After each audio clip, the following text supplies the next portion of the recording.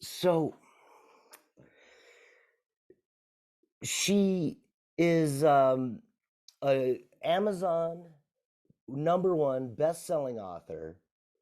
She was voted sexiest vegetarian over 50.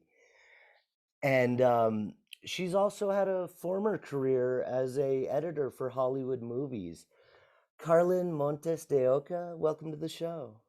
Thank you so much. It's my pleasure to join you and your co-host there.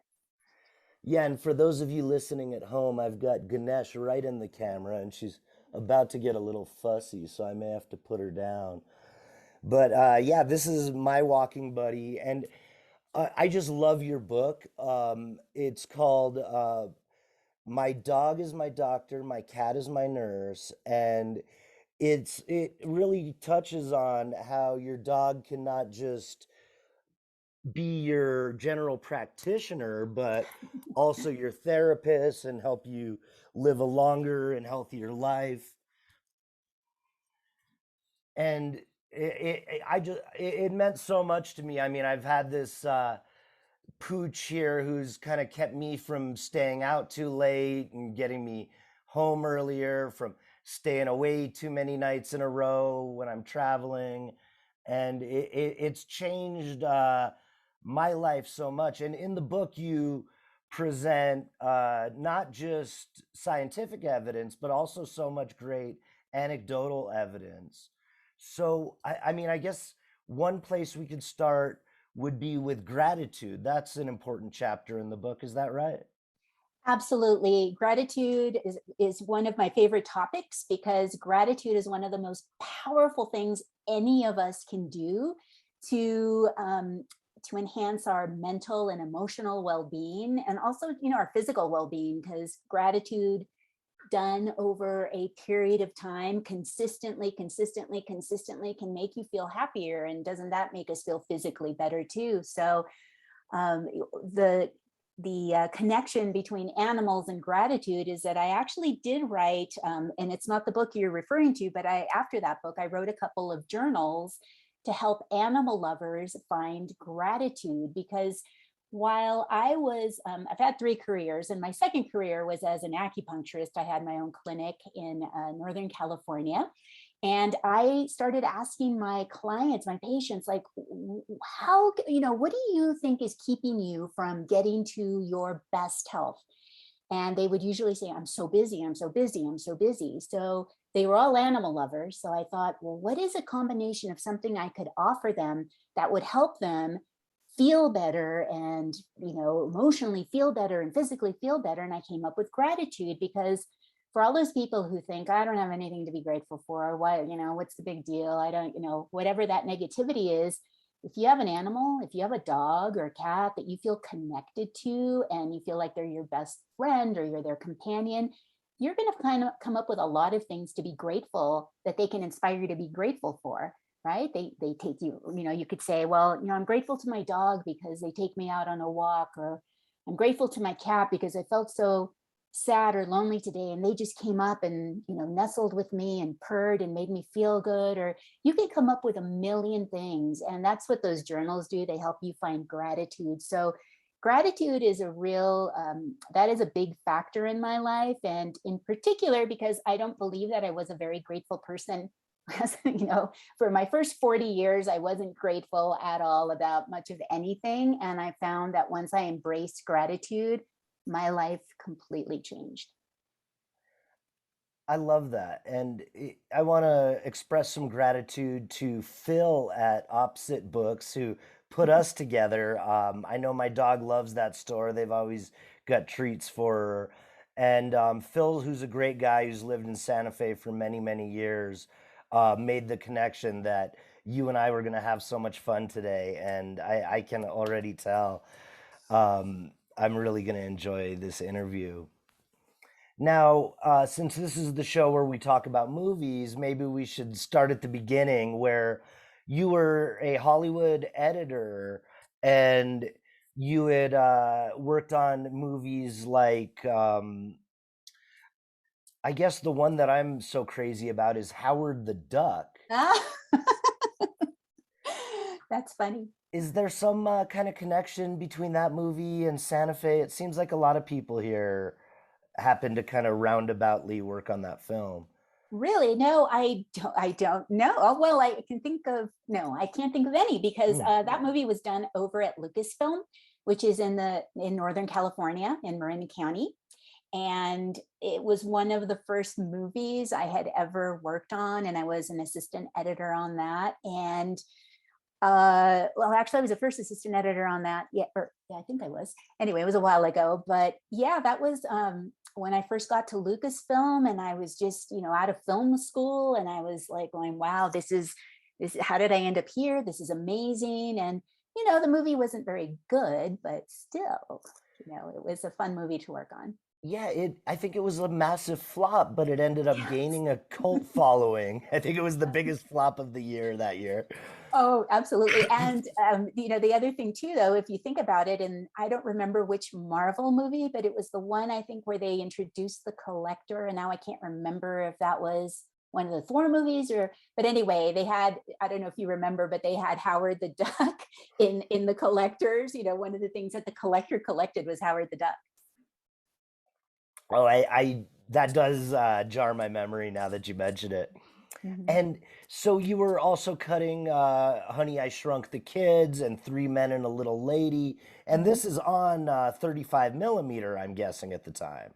Yes, so I am dating myself, but it was at the start of my career. I went to Loyola Marymount to their film school, and I was really fortunate right out the door. Well, I did an internship, which I'm always recommending for anybody who is trying to get into the film business. Maybe do an internship, get your foot in the door, and then suddenly people will go, "Well, this person's available." So, I got hired on that and or I got hired in a movie called Latino, which I don't know if you remember who Haskell Wexler was. He was a Oh, very yeah, the famous cinematographer. cinematographer. Yeah.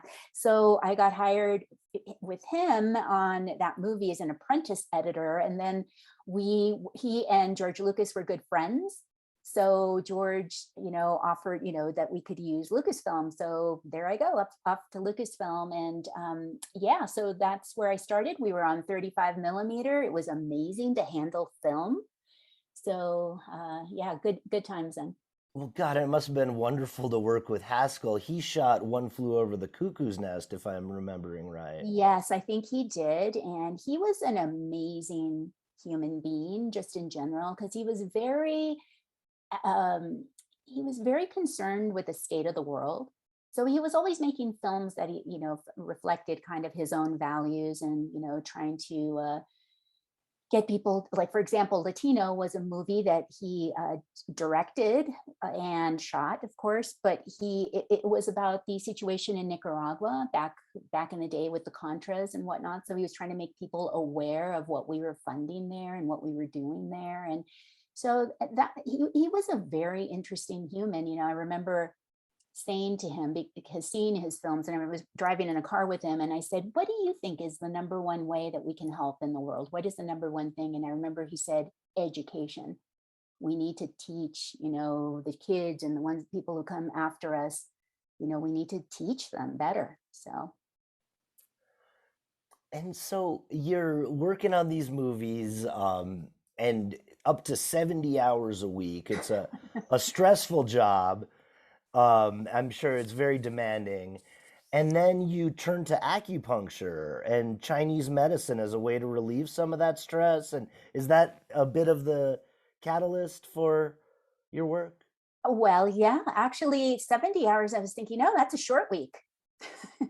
I remember working like over 100 hours a week. And, when you're younger, you can do that. But I also remember working on a movie that I had to go in at, I think it was at noon. So I was like, oh, get to sleep in. But then we wouldn't leave till 3 in the morning or 5 in the morning. That really kind of screws up your whole system. But yeah, I got to a point that I burned out. I really burned out.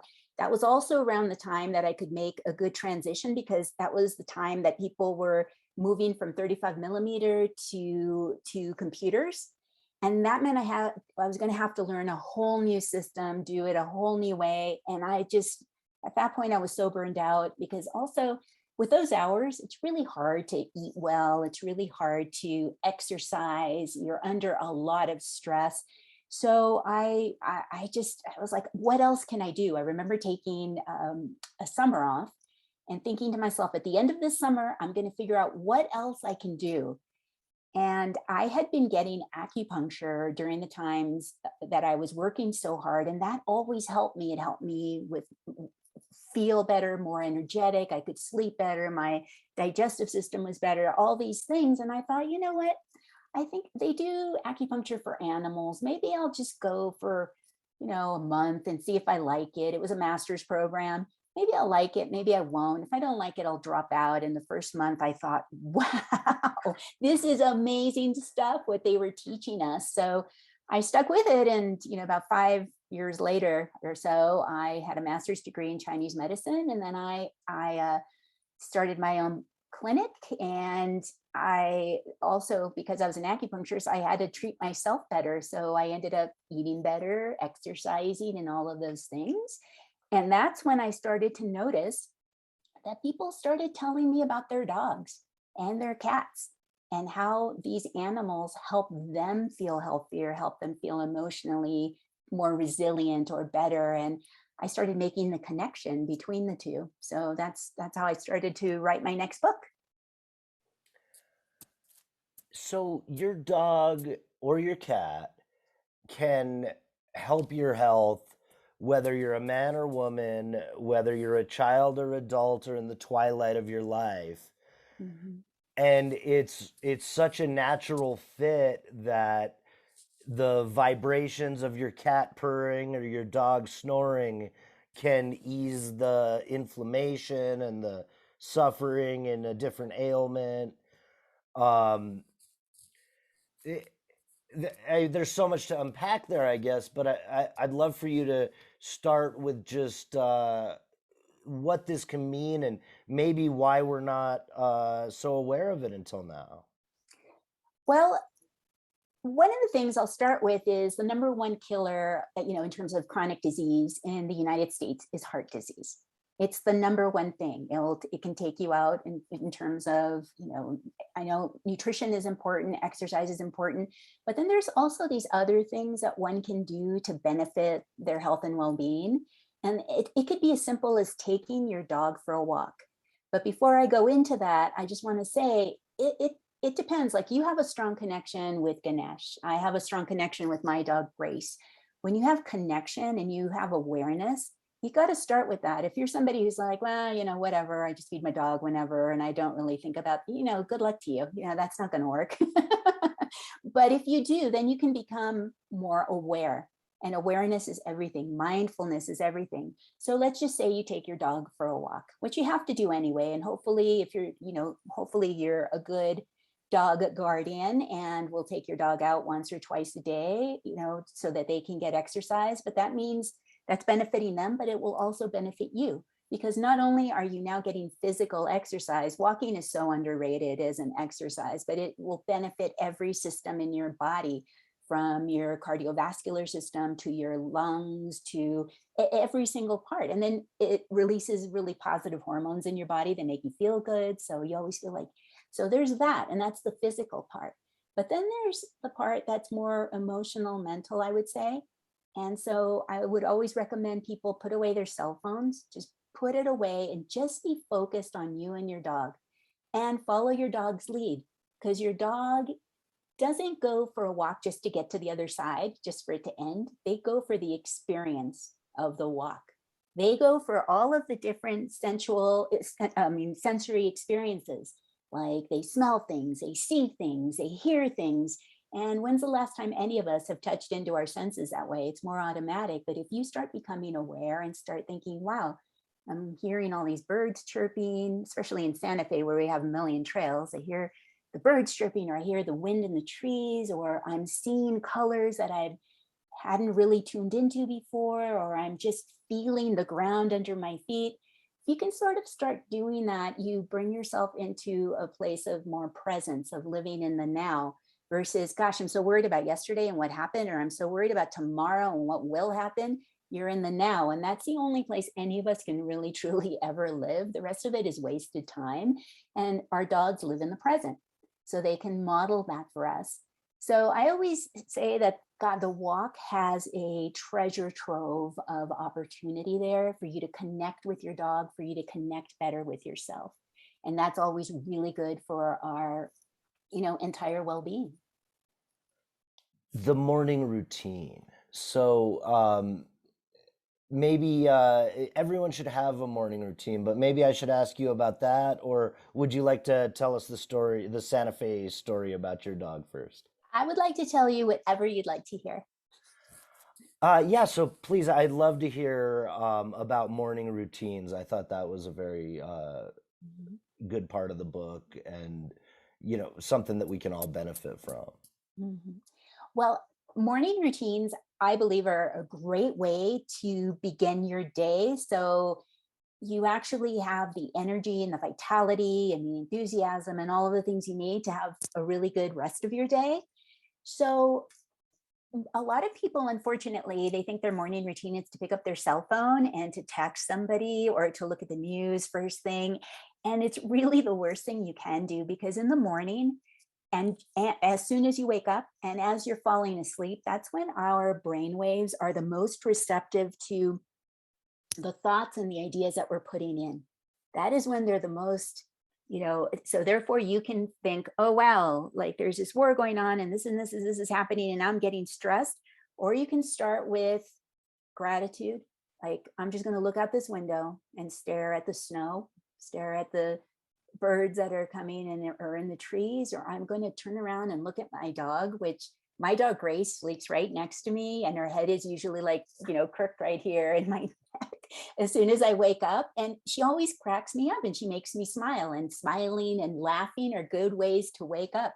So I think it's so, and it can be, the morning ritual can be a number of things. I like to always include my dog in it. So I do something where I start thinking, what am I grateful for? What am I grateful for? And what are the things that Grace inspires me to be grateful for?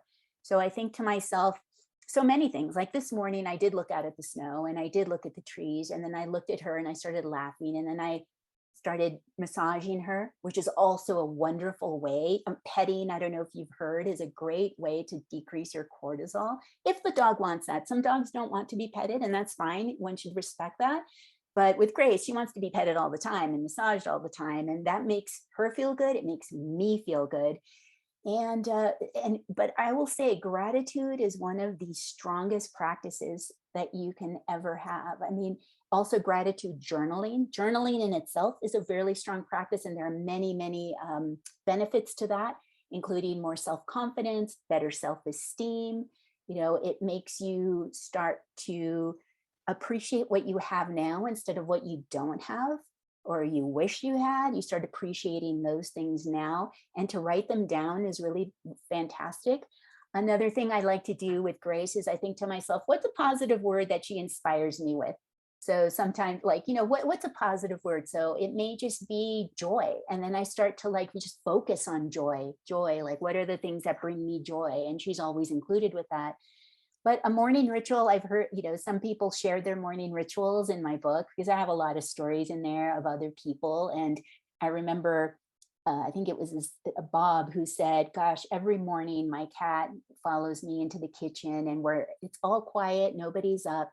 And I make my tea and the cat sits there and it's like she joins me and it makes me feel really happy. So there's this amazing quality that animals have that we're connected to, that just bring us, that add to our lives. And the morning ritual is one way that we can do it. I will just add that Grace and I do, what doga is? I'm guessing, but please explain it for anyone Yeah. listening at home. Well, I do yoga pretty persistently consistently every single morning. And Grace cracked me up. First, she's sitting on my mat. And then I asked her to move, and she moves just a little bit, but she then starts doing her downward facing dog and her cat and all these positions. And it's really funny, because then she'll just sit there and watch me the entire time I do yoga. So she's my partner for that morning ritual. That's so nice. And I never really called it a morning ritual, but Ganesh is pretty particular about eating right about 8 o'clock, unless it's overcast. Then she thinks it's earlier, and once the sun comes out a little more, she's ready for it.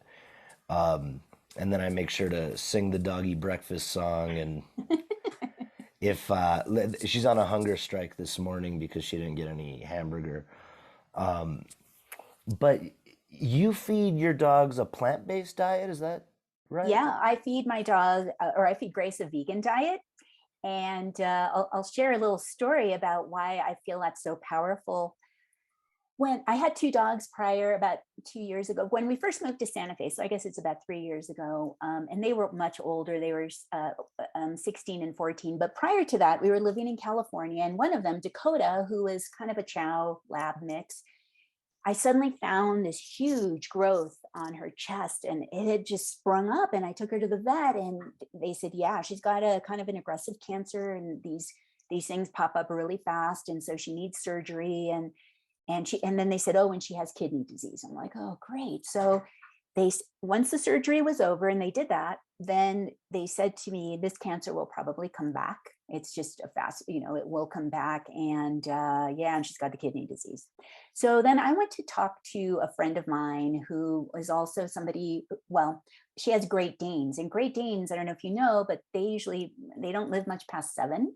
Her Great Dane was like, I think 12 or something insane. And I said, well, God, she looks fantastic. Her coat is like really rich and she is energetic. How have you done this? And she says, I give her a plant-based diet. And she said, and I go and talk to veterinarians about how to do this and whatnot. So I'm like, okay, well, let's see what happens with Dakota here. So we got her lab test when this all started, and I started giving her a plant-based diet for 7 months. 7 months were over, and I took her to the vet, and I said, so, what are you finding? And they said, no cancer. And then they said, yeah, she looks really good. She lost all this weight. She looks fantastic. And I said, well, what about the kidney disease? And they said, what kidney disease? And they started looking through the files. They're like, oh, she doesn't have it anymore. And so I was so blown away. And then when I started walking, I was walking her, and neighbors who'd known her for years, they'd say to me, what dog is that? Did you get a puppy? And I said, this is Dakota. And so I saw just how powerful that was. And when I got Grace, she was 16 pounds heavier than she is now. And I put her on a plant-based diet, and I took her to the vet, about a year later. He's like, perfect weight. What did you do? This is great. So, and she's very healthy. All her labs are back. So I'm a big proponent of that. Another part of my dog is my doctor, my cat is my nurse that I was really attracted to was the chapter about Joseph Campbell. And Oh. I didn't realize a little dog could also have its own hero's journey. Yeah, it's funny you should say that. I was thinking about that the other day. I was thinking of what could be my next book, and I started thinking about that chapter because as a writer, I love the hero's journey, or as now a lot of us call it the heroine's journey, if we have heroines as the lead. And I think to myself, what is the heroine's journey or the hero's journey? In story, it's about, here's somebody who's having their, here's Jock, and he's having his life here as a radio show guy, and then somebody knocks on the door, and who is it? But it's an alien or something. It's something that's going to disrupt your life and send you on this entire journey. And the entire journey is about you either doing things just as you've been doing them, or it's about changing the things in your life to make you a hero, make you stronger, or make you better. And that journey is the journey of all of our lives. I mean, I think we have many hero journeys in our own life, but I think of, like, for example, I think with myself, I think how, wow, I had a hero's journey about 2 years ago now. That was, here I was having my little life, writing, doing my thing. And then suddenly I find out after I took an ancestry DNA test that I was adopted. And I blew my whole world upside down. Nobody had ever told me. So I had to take that year of literally kind of, coming to terms with that and dealing with things differently, and, try to come out the other side. And I feel like I did. So I feel, that animals are, in every hero's journey, there's companions, there's people who help you along the way, there's mentors. There's, because you can't do the journey on your own. And I think dogs and cats can be that way. I feel that on some level, we don't understand their intelligence completely because it's so different from ours. But I know with Grace, I mean, she's always kind of guiding me along, and it's like, okay, you don't really get this now, but I'm going to just, just hopefully, I'll be doing things. And then, they kind of, what is the word? They model certain behaviors. Like I think with Grace, she models forgiveness really well because she came from such a difficult beginning, and she's let that go and is just really kind of now living her best life. And I think, well, if she let go of that, then I can live my best life. Or she models being playful, and I think to myself, yeah, I can use more playfulness in my life. I need to do that. Or there's so many ways that dogs and cats can guide us on our journey if we just kind of listen and pay attention and kind of maybe pick up on the vibe that they're offering. And talk to us about forgiveness, because that was another really special chapter in the book. How can we learn from our pets to be more forgiving? Well, I think Grace is a great story, but I know that a lot of people who rescue have similar stories. But I think, do you remember about a couple of years ago, there was a situation here in northern New Mexico. They were called the Row Dogs. And there was a hoarding situation in Row, New Mexico, and the lady was put in jail. And, there were all these dogs. And so a lot of us, went out there and, because the court said she had to give up all those dogs because they were in a horrible, horrible situation. So we took the dogs and they were in fosters and, and they got adopted and different things. Anyway, Grace was one of them, and I adopted her. She was the only dog. They were all so frightened. They wouldn't come near people. And she was the only one who came up and just touched my hand with her nose, then ran away. So I adopted Grace. And I think I remember when we first got her, she was so afraid. She didn't want to eat. It was as if she'd forgotten how to be a dog. Like, you take her for a walk and she wouldn't sniff anything. She was really stiff. She wouldn't bark. She didn't bark for months. I mean, there were so many things that I could see how her spirit was just crushed. And, but over time, with a lot of love and giving her, her what she needs as a dog, which is really good food and walking, exercise and socialization with other dogs, and allowing her to be herself. We want her to be herself, whatever that is. I don't want her to obey me. I just want her to be happy. And yeah, and we have certain boundaries, but I want Grace to be herself. And over time, everybody will still say that, like, that does not seem like the same dog. Because now when I take her to the dog park, as opposed to her never leaving my side and being glued to me, she is running full speed with all the other dogs and chasing them, and they're chasing her, and she's rolling around, and she looks so happy. So I think that animals have a lot to teach us about forgiveness. If she could forgive what happened to her, I think to myself, I can forgive things that happened to me. I don't have to live with those stories. We can all let go of our stories. And you've been so quick to adopt animals, I mean, or more open to it than most throughout your life. So when you found out you yourself were adopted, was that meaningful? Did that explain a lot about your character? I am still trying to figure those things out, because I think that after I wrote my book, and I'm finished with it now and it'll be out in November, but I think to myself, there's probably could have been a part two, in the sense, because it's a hard thing, I know, for people to understand what it must feel like to be adopted, because some people are like, oh, well, that's good or whatever. But it is like somebody, and especially if you've never been told, and here it's been 5 decades and nobody ever told me. But I think to myself, if it felt like, the best way I could describe it is, it felt like somebody just reached into my gut and pulled a thread that just, all the pieces came tumbling down. Because what's more at our foundation than our identity, who we are, who we thought we were, who our parents were, who our siblings were, all of that. It's one thing if maybe you were told earlier, but never being told it was hard. But I think to myself, yeah, I was adopted, and And I do remember when I was a kid kind of going, oh, I think I'm going to adopt kids if I ever have them. I think I'll adopt them. Or saying certain things that now I think back on and wonder. But I also, I include, Grace is in this book. And I do talk about that connection between me being adopted and she being adopted, and, feeling like I will always adopt because there are just way too many dogs, beautiful dogs that can help any of us have healthier, happier, and more extraordinary lives, who need to be adopted. We don't need to add more into, there's people cloning their dogs. There's people, paying ridiculous sums of money for dogs when there are perfectly beautiful dogs out there, available, and cats. And this is the forthcoming book that comes out in November? Yeah, that's called Junkyard Dog, a rescue story.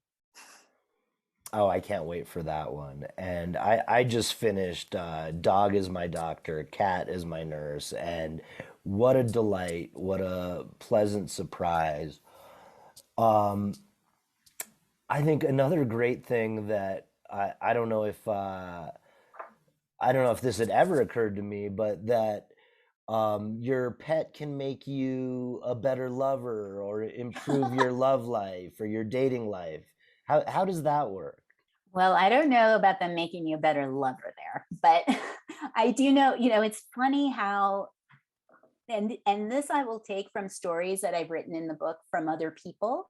But I do recall, I think it was Tanya who wrote a story in there about how she was dating someone, and her cats didn't like them really, and so she was aware of that.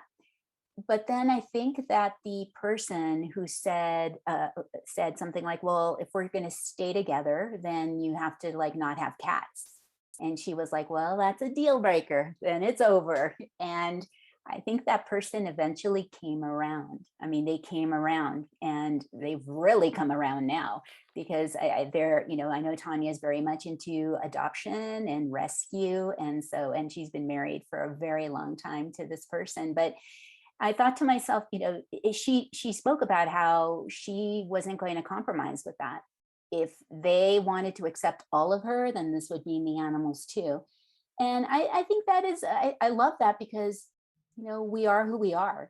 If we love dogs and somebody we're with doesn't, well, that may later turn into something that you want to pay attention now, especially if your cats don't like them or your dogs don't like them. Or I think of Jojo. I remember he wrote a story, and he said how he was sitting, I remember he had just broken up with somebody, and he was sitting on his kitchen floor just crying and crying because he was so upset that that person had broken up with him. And then his dog came over and started just licking his face and sitting on his lap. And it comforted him so much that this dog understood how much pain he was in. And he said to himself later, he said, you know what? It's been years, and I don't even remember what that person's name was who I broke up with, but I'm never going to forget my dog's name. And I'm never going to forget my dog. Well, and pets can also read our emotions and read our feelings, read our minds. How much do they know? I mean, what do they really know about us? Well, I don't know that I can answer that totally, but I can, it's an interesting thing you're bringing up, because some of the dogs that I've adopted haven't, some of them, some of them have been easy. And I did get one because it was I just couldn't leave her behind. But it's Roxy, and she was arrested on a drug bust in Los Angeles, in kind of the hood of LA, like the worst part of town. And when I got her home, she had a lot of issues, including she was aggressive. I mean, so many things. And at the time, I had read about this guy who, in the newspaper, in the LA Times, named Caesar Milan. Do you know who that is? Yeah. The dog whisperer. The dog Is that right? whisperer. Yeah. So I kind of tracked him down, and I found out that he was going to be having a little workshop, but only for aggressive dogs, and only 15 people. And I couldn't, I was number 17. And then the lady said, just come on, I'll let you in. So I was like, oh, thank you. Thank you. Anyway, so I brought my dog Roxy. And Roxy, oh my God, she's from the hood, right? She's like a tough little like shepherdy kind of mixed thing. And so I remember getting there, and she was like lunging at other dogs and barking and growling. And so I went off to the corner, and this was in a big horse arena outside. And so I went off to the corner and I just waited there until Caesar came out. So he comes out and he looks around and he says, "Who's got the most aggressive dog here?" And everybody pointed at me.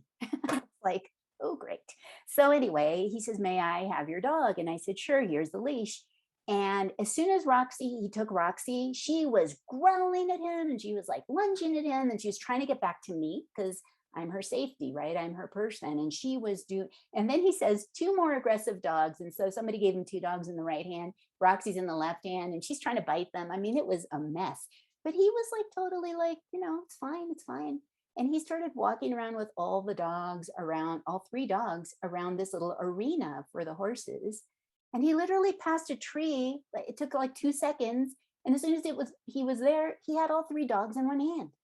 And I was like, and everybody gasped, including me. And by the time he got to me, he says to me, "Now you do it." And I'm thinking, I don't know what he did, but here I'm trying to walk with these three dogs. And he said to me, "Wait, wait, wait. Why are you so tense?" And I said, "I've had this dog and, I know what she's capable of."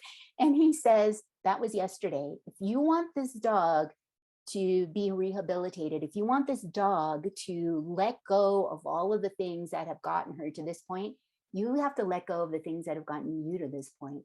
So you need to let go of your tension. You need to let go of any anger. You never can walk this dog feeling that way or stressed."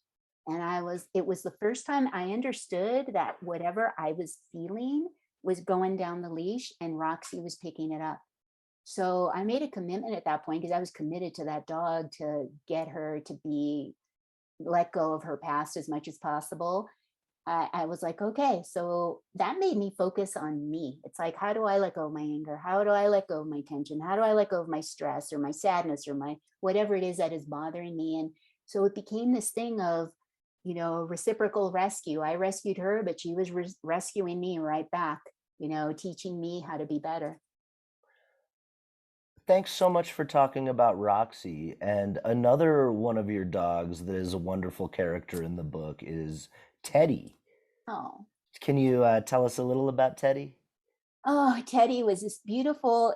Well, I was volunteering at a rescue at the time, and they brought in this dog named Teddy, who had been just who knows for how long. He had been just wandering around downtown Los Angeles, and he when he brought him in, it's so funny because he was a full. I never had pure breed dogs. I would always get the mutt, the one that nobody wanted, but nobody wanted Teddy either. And he was a full bred chow, but he looked. My husband said one time I tried to like groom him, and my husband said, "Never do that again. You made him look like a worm." He was just so moppy and weird looking and whatever. But he was about 10 years old when we took him, and again, a dog who was very chows tend to, I think, be kind of dogs that are very independent, and they usually like to follow one person. And so I became the person, but he was very independent, and he was 10 years old when we got him, and he had to also adapt to this pack I already had of three other dogs. So and they never quite liked him as much because once you have a pack of three, a fourth one sometimes is the oddball out. But he again, I don't know what his past was. I know he had this massive cyst in his mouth. He was kind of being aggressive to people, but then when I took him to the vet, he's like, "Of course he is, because he's got this really painful thing growing in his mouth. Of course he's going to be that way." And yeah, as soon as they operated and they got him back to health, he was such a sweet dog. I mean, such a sweet dog. And we probably only had him for 4 or 5 years, because he was already 10, but he was a delight. And I also remember that when he passed, we let him have a day just out in the sun on a blanket, just under the trees. The other dogs came to say goodbye to him. He got along so well with our cats, they came to say goodbye, and, he died in my arms. He was a beautiful, beautiful being. It seems in the book like you kind of gravitate toward dogs that are deemed less than desirable. And there's also another part I love about the way your different cats know the different places on your back. Mhm. Do you want to tell us about the two cats and how they know? And Mhm. Well, it's an interesting thing with cats because cats, of course, are very different than dogs. I always, being in Chinese medicine, I always like to think of cats as being yin and dogs being yang. So they're the two sides, and together they make a whole. But my cats were Jester, who was a black and white tuxedo, who we found roaming around the streets of Hollywood, probably looking for a film job. No, he was roaming around the streets of Hollywood, and we adopted him. And then there was Cody, who was a yellow, kind of orange tabby cat. And also, I found him under a house one day and adopted him. And I found it very interesting that I kind of suffer from right now I don't suffer at all. My back feels fantastic, but sometimes I have some back issues and so there's some pain in my back. And when I would lie down and just lay on my face down and just lay there when my back was hurting, I would find that Jester, who was a little heavier than Cody, but he would always lie on my lower back and right in the spot that I needed him to lie on. And he was bigger, heavier, warmer. And so it felt like the perfect weight. And I always thought, oh, please don't leave. That is the perfect spot. But then Cody would just come up and lay on my top right near my neck, where it was the other spot that really bothered me. And I always find this kind of interesting because the book is Dog as My Doctor, Cat as My Nurse. And one day I went on a hike and I was trying to think of the name to call that book. I didn't have the name yet. And all of a sudden I was walking with Roxy and it popped in my head, Dog is My Doctor. And I went, oh, that's amazing. Then I went home, and because I'd been on a long hike, I decided to lay down again. And Jester, jumped on my lower back. Cody jumped on my upper back. And then I went, Cat is My Nurse. So that's how I got that title. And it's because that was the second half. They were laying on my back. got it. It turned out to be a fantastic book. So thanks to Cody and Jester for that. Yes, thank you. Now, that's a show. So thanks so much for coming on, and I just love talking to you. The book was just fabulous. It's Dog is My Doctor, Cat is My Nurse. I got it on Kindle from Amazon, and this was Carlyn Montes de Oca. Thanks very much, and we'll see you next week. Thank